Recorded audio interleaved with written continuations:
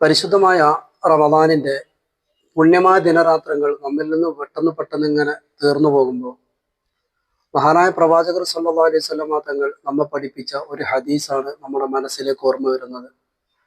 മഹാനായ പ്രവാചകർ സല്ലല്ലാഹു അലൈഹി വസല്ലമ തങ്ങൾ പറയുകയാണ്, വിശുദ്ധമായ റമദാനിന്റെ യഥാർത്ഥമായിട്ടുള്ള മഹത്വം നിങ്ങൾ മനസ്സിലാക്കുമായിരുന്നുവെങ്കിൽ, കാലം മുഴുവനും റമദാൻ ആയിരുന്നെങ്കിൽ എന്ന് നിങ്ങൾ ചിന്തിക്കുമായിരുന്നു, എന്ന് നിങ്ങൾ ആഗ്രഹിക്കുമായിരുന്നു എന്നാണ് മഹാനായ പ്രവാചകർ സല്ലല്ലാഹു അലൈഹി വസല്ലമ തങ്ങൾ നമ്മോട് പറയുന്നത്.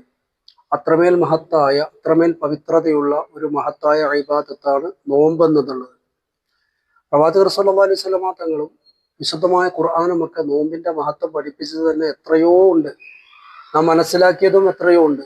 എന്നിട്ടും അതിലപ്പുറം ഇനിയോ എത്രയോ സുഹൃതങ്ങൾ, അതിനപ്പുറം എത്രയോ പ്രതിഫലങ്ങൾ വാരിക്കൂട്ടാവുന്ന വലിയ സുഹൃതങ്ങളുടെ കൂട്ടായ്മയാണ് പരിശുദ്ധമായ നോമ്പെന്ന് മഹാനായ പ്രവാചകർ സല്ലല്ലാഹു അലൈഹി വസല്ലം തങ്ങളുടെ ഹദീസ് നമ്മൾ ബോധ്യപ്പെടുത്തുന്നു. അല്ലാഹു സുബ്ഹാനഹു വ തആല ഖുദ്സിയായ ഹദീസിൽ പറഞ്ഞതുപോലെ, അസ്സൗമുലി, നോമ്പ് എനിക്കുള്ളതാണ്, ഞാനാണ് അതിന്റെ പ്രതിഫലം തരുന്നവനെന്ന് പറയുമ്പോൾ, മറ്റുള്ള ഇബാദത്തുകളൊക്കെ അള്ളാഹുവിനുള്ളത് തന്നെയാണ്. പക്ഷേ നോമ്പിനോട് പ്രത്യേകമായിട്ട് അള്ളാഹു തന്നെ എടുത്തു പറയുമ്പോൾ അത്രമേൽ പ്രധാനപ്പെട്ട, തഖ്വയിൽ അധിഷ്ഠിതമായിട്ടുള്ള, ലക്ഷ്യം തന്നെ തഖ്വയായിട്ടുള്ള ഒരു പ്രധാനപ്പെട്ട ഇബാദത്താണ് നോമ്പ്.